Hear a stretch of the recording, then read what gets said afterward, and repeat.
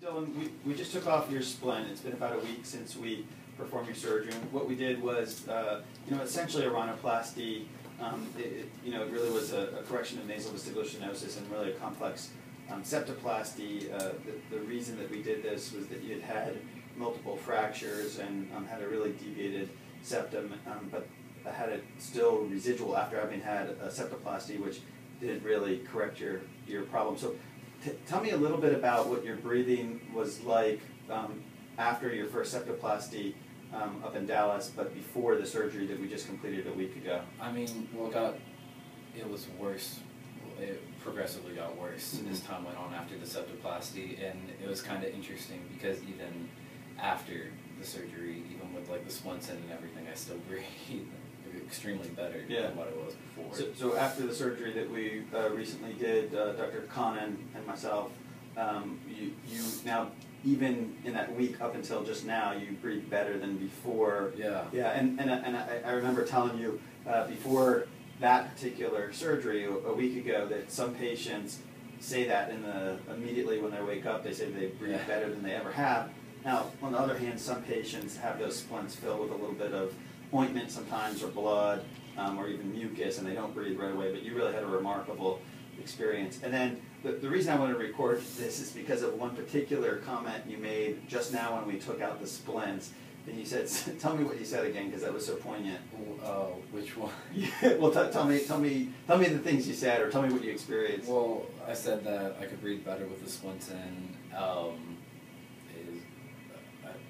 No, you said, oh, this is what it's supposed to be like to breathe. Oh yeah, that's right. Because I've never really been able to breathe correctly. I guess that's what I thought was breathing, and then when you took them out, it was just all this air that came in. It was awesome. Yeah, I never breathed like that before. Yeah, I know that's and not everybody has that kind of a profound difference or that kind of a profound difference right away. But I think when they do, it makes this type of surgery and all we put into it very gratifying.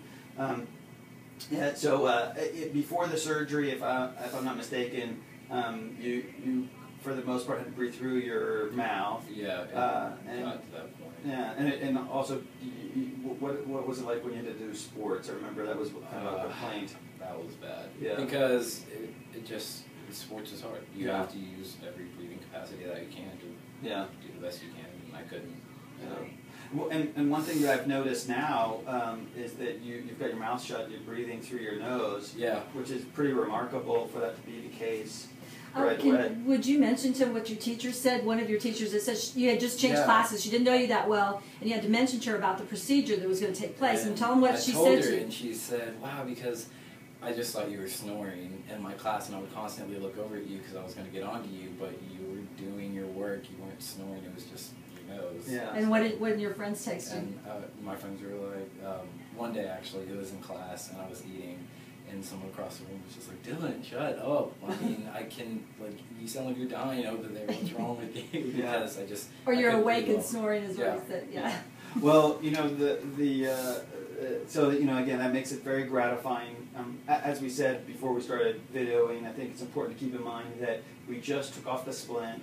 So the outside is going to swell again. The inside is going to swell as well. Now that we've taken out the splints on the inside, that we're kind of keeping everything compressed. So don't be surprised if your breathing gets a little bit worse, maybe right away, and stays bad for about a week to maybe up to 3 to 4 weeks. That's very normal. What I would encourage you to do is continue to use the nasal saline. Just be patient with it. Understand that it's a normal part of the process. Don't get discouraged and think that you've lost the gains that you had. Another couple of things that I think are important to mention is that I want you to stay away from contact sports for about 6 weeks. But when you do go back, I want you to get one of those face masks. They're very inexpensive. But I think for you, it's particularly important because you're going to be, real aggressive in sports. Now, if you have a helmet on, that's a different story. But if we're playing, remind me what the sports are that you play? Football. Well, football's not an issue. Track. Yeah. Well, those aren't an issue. But basketball, soccer, things like that, you need to have a face mask on, even if you're just playing around, because you don't want to get hit in the by an elbow, because it really can reverse some of the gains that we've made. So they're really inexpensive. They're like $50. They're not custom. They're they're generic essentially, and it's well worth the $50. And given all that you've put into this, that's fine. I don't want to mess up anything. Yeah. I hope this is his senior year, so I'm hoping he's pretty much done with sports. But I know even just playing with friends. Yeah. And this wasn't primarily a cosmetic procedure. It was really to help improve your function.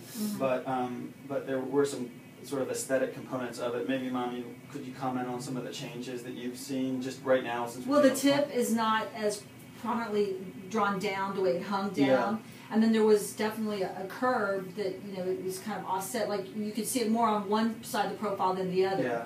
And so that has helped, and I just love the fact that it just the integrity of the nose stayed. Yeah, we really that was really nice. Yeah, that was something that you emphasized to me, and we had at least 2 conversations about that. That you didn't want me to change the shape of his nose, change the way that it relates to his face, but you did want to make it the nose that he should have had if he hadn't had all those broken noses. And I think we've achieved that. It doesn't in any way look operated. The little incision that we can still see a little bit of now is gonna disappear. Disappear at least in terms of like being able to see it in normal conversation. And so I think we'll have you pretty normal pretty quickly. Well, it just far exceeded my expectations. Oh, really. good. I'm just so pleased. Just the fact that it kept the integrity of the nose, it just really fits his face, his physique. So pleased with that. Well, and then I think the other thing that is really important is just that he really didn't have any of the raccoon eyes or all that blood accumulation underneath his eyes. It was amazing. that I think there are 3 people responsible for that. One person is you. You taking it easy after surgery, not taking aspirin and Advil before surgery. Those are very important things. Maybe there's 4 people. 4 things and 4 people. The other thing is the anesthesiologist, who was really excellent. He woke you up very smoothly, and so you didn't have an abrupt increase in your blood pressure that can lead to blood being pushed into those soft tissues. And then myself and Dr. Khan are responsible in the techniques that we used. I think you need to take a little bit of credit. Absolutely, But I'm not the only one responsible for it by any means. And then then there's also luck. It just sometimes it works out well, and sometimes people have a little bit more bruising. But that's true. You have no bruising whatsoever. It was amazing. Yeah, you really do. And we did have to fracture your nose. I know that both on either side we had to readjust those bones to get them straight. And that's why I want you to be so careful for 6 weeks, and then even after that, for a good year while everything's healing in place. And then Mom and Dad for catering to your every need. Yes, so okay. we didn't let him move at all. Don't bend. Don't look down. Well, take care of it. That's so crucial. That really is. Well, listen, I really appreciate you agreeing to allow us to videotape it, and I think it's important to have that kind of information out for future patients. They want to get a flavor for what things are like, And I would say by far, you're just the best doctor ever. Dr. Khan had nothing but great things to say to you. We couldn't get in to see you, and we had mentioned maybe looking at some other doctors, and he just was no way. We had not met you yet, but he was just like, no way. We have great synergy. And that's the person I really want. And I should say, he's without a doubt an equal partner in this. I mean, he's not here to see you, and I know that he'll see you in a month, but it wasn't just me. I mean, we worked synergistically to make this work out real well. Yeah. And that's what he said. He was very comfortable with that, and we said, okay, well, he was just so adamant and put so much emphasis. We said, okay, we definitely have to meet Dr. Weinfeld, and we're so glad. Yeah, absolutely, so blessed. Well, thanks again. Let's get some tape on you. Okay.